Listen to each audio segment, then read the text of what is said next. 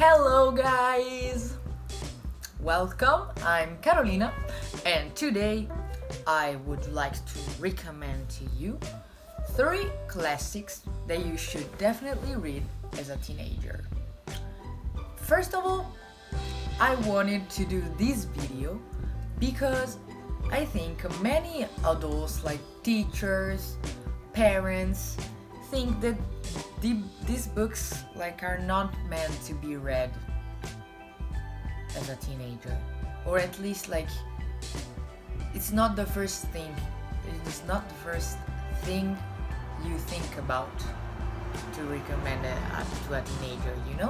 I don't know why, because when I read these books, I was like, girl, we need to read these books as teenagers. They could really change the perspective of someone on their life, on their career path. It is really useful to read something like this while growing up, during this phase. So yeah, let's get into it. The first book that I would like to recommend is The Catcher in the Rye. Yeah, I know it's a little bit cliche, but bear with me. I don't have the material copy here right now because I lent it to a friend of mine and he is currently reading it. But, The Catcher in the Rye is a classic, is the coming of age book at its finest, obviously. And it's the story of this young boy, Holden, and his life in a private school in New York, and his journey of growing up, his journey of getting through society and all those hypocrisy. I really like this book. It gives very much the wanting to change, the wanting of revolution that you feel as a teenager, the wanting of break free from everything, from your parents, from society, from adult life, and Holden's character is so relatable. There is high relatability through the whole book, and it's also beautiful, the metaphor at the end, that is the catcher in the rye, him growing up and starting to grasp what being an adult is like, and it's something that we will have to do eventually. Yeah, and you can also feel the not wanting of growing up in Holden, which I think is very beautiful, because I think as teenagers feel that very much so, and mostly during these times. Woo!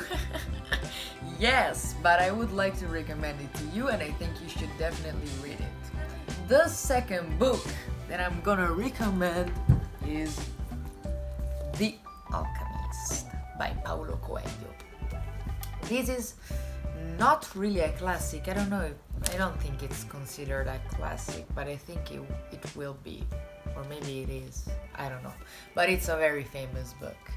And let me tell you, this is such an awakening book. Oh, first of all, this story, again, this is the story of a young boy named Santiago and his literal and spiritual journey towards what he feels is his purpose in life, his passion, what makes him feel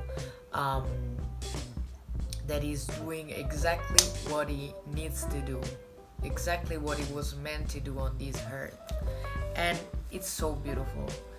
This book is full of beautiful quotes that are not cliche, thank God. And it's all underlined by my mom, because she read it before me. And when I came across this book, I was really not doing good at all. I was feeling very dreadful, I felt very much an existential dread. I was very anxious of me not knowing what I want to do in life. Still don't know. Like, I have many ideas, but not feeling inspired by anything in particular. I was like in a very confusional and anxious state, and this book made me feel so hopeful. When I finished it, I felt like I could achieve anything, any goal I wanted. I could achieve anything, anything. So just dream big. Because as long as we know, like, life is one and it's very, very short. So you should definitely follow your passion. Don't think it's too big. Don't think you cannot do it. You do not have the qualities that take this passion to make it come true. Like, no, bitch. I'm gonna say a quote that I probably found on TikTok, I think, that your mind wouldn't think of something you couldn't do. You know, if your mind can think about it, then you definitely can do it. You can do it. Anything you want, if you set your mind to it. And if you also feel like it's your passion. It's the way your life has to be. So, would really recommend this if you need like spiritual awakening, if you need to feel hopeful, if you need encouragement to follow your passions, your dreams. This is the perfect book for you. Last but not least, I dolori del giovane Werther. Oh yeah, all of my material copies are in Italian because my mother language is Italian. If you couldn't tell by my hand gestures. But in English it translates directly to The Sorrows of Young Werther. So, this book, bitch. First of all, this is another book about a young boy, like not as young as Holden or Santiago, like he's in his 20s, but again, a young boy, like, bitch, let us have a girl. Okay, whatever. So, we have this dude named Werther, who falls in love with this girl named Lotte, but Lotte is already engaged and does not reciprocate his feelings apparently. And Werther, let me tell you, takes it very personally, so much that he commits suicide. So yeah, this is not a spoiler, like you know from the start, at least I knew from the start that the book was gonna end that way, and it didn't ruin it at all. And because of the ending, I thought this book was gonna be so depressing. Like, so sad, such like a dreadful reading, you know? But one night, when I couldn't sleep, I saw it on my desk. And it called me, you know? I felt like, yeah, this book is gonna happily surprise you. And it did! Like, now it's one of my favorite books of all time. Like, it's all underlined. I really liked it. First of all, because I think that as a teenager, you can deeply relate to Werther's character.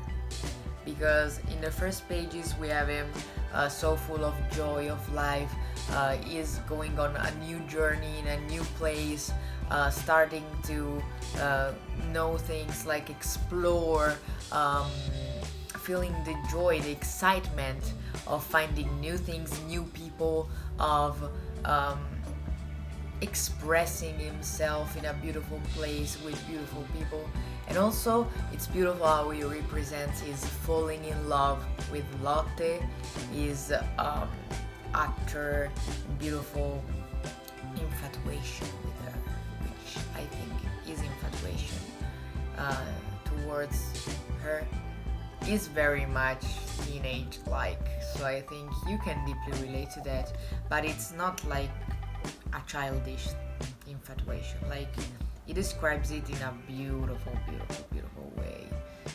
but also is not just relatable towards like the first part that is a very happy part, very like exciting part.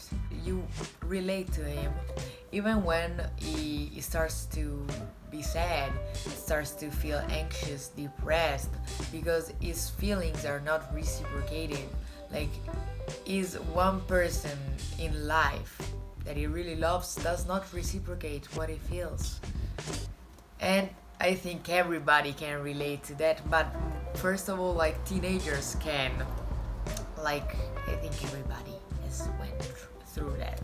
Probably they did not commit suicide in the end, I hope so, but such a relatable book, so well written, and also I love the format because it's written as if Werther is sending envelopes to his friend Wilhelm, and so he just writes about some days. You can tell like there is the date on every page, and he writes what he felt, what he saw that really struck him through the day. So he just wears his art on a sleeve in this book. Like, you have no filter. It's just him and what he thinks and what he feels. And I think it's really beautiful. Really, really, really beautiful. Also, I love that some days the envelope is like 3 pages long, and then other days is one quarter of a page, but sometimes the quarters of a page say more than the days that he writes 3 pages, you know? I don't know if I got the concept straight, if I delivered it right, but yeah. So I would really like to recommend this book to you, because I think every teenager can deeply relate to Werther's character in particular. And he speaks from a place of passion, of wanting to change the world, like very teenage-like, you know? So these are my books recommendation for you, and I hope you will read one of these books. Let me know down below in the comments. And goodbye, see you next time.